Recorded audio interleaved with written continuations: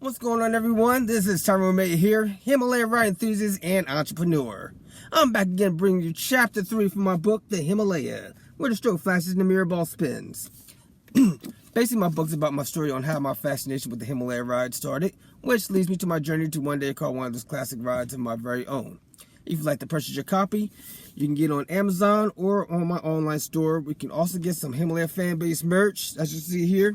Web address is shown below the screen. So without further ado, I will proceed with chapter 3 titled, My First Himalaya Model. The fall season returned 2 months later, and it was time for school in a long winter season. A few months later, my mother got married to my now stepfather, and we moved from Felton, Delaware to Dover, which meant new changes, such as a new school, new neighborhood, and new beginnings. I was meeting new friends left and right in my new neighborhood on Ann Avenue. I never met so many people before, and I basically told them all about myself and what I was all about. I began telling them about my interest in the Himalaya ride that came to the state fair every year. They were pretty familiar with the ride, and most of them liked the Himalaya as well. I had a lot more friends to spend time with, especially during the lonely fall and winter days of the year. The only 2 things I liked about winter back then were the holidays and when it snowed. But personally, I'm a spring and summer person, so I'll take the nice warm sunny weather over snow any day. Speaking of nice warm weather, it was the beginning of spring of 1986, and already I was journeying for the Himalaya, whether it was at the fair or Ocean City, Maryland. One day I began to have some thoughts about building my own replica of the Himalaya ride, but as a scale model. The first model I made didn't exactly look like a model at all, but I still had quite an imagination for such a young age. The first thing I had come up with was using 3 tennis balls, and I covered them with a small white thin sheet to represent the 3-hilled undulating track. Then I used my small plastic bowling ball from my bowling set and placed it in the center between the 3-hilled track to represent the spinning mirror ball. Then I used some white cardboard paper I would normally receive from my Aunt Jocelyn, who would always send me stacks of it for me to use because she knew I was into art and everything else that was related. Next, I grabbed a pen so I could draw up my scenery and tunnel. I tried to make my artwork look like the Himalaya ride at the fair, but I couldn't really draw that well back then. On my tunnel, I hadn't quite learned to spell Himalaya by heart, let alone know how to draw those wooden style letters. So instead, I found some red alphabet stickers my mother had bought for me and tried to spell Himalaya, but spelled it Himolia. Hey, I was only 7 back then, so I didn't know those big words that well. The cars, I cut out a few smaller strips and then cut them to a certain length to make about 10 to 20 strips from the paper. Then I took each strip and folded them in 3 ways similar to a backwards Z, so I could attach each one on a cardboard band with Scotch tape. Next, I used the main part and placed it around the bowling ball in the center so it could sit on top of the poorly made 3-hilled track. To make it move, I basically had to do it by hand. I took the main part with the seats and turned it constantly with my hands.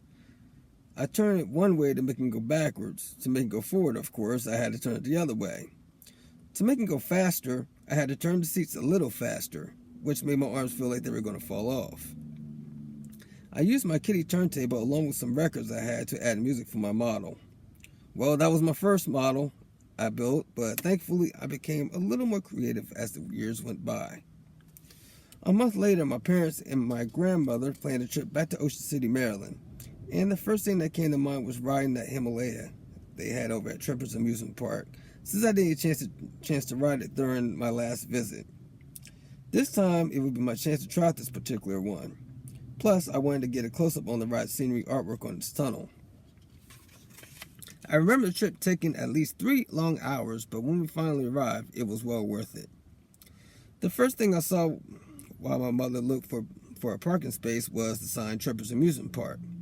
The first thing we did was walk around the boardwalk for at least an hour as I listened to the sounds of the video games while walking past the arcade. About an hour later, we finally went to the rides. I spotted the Himalaya sitting on the other side of the park.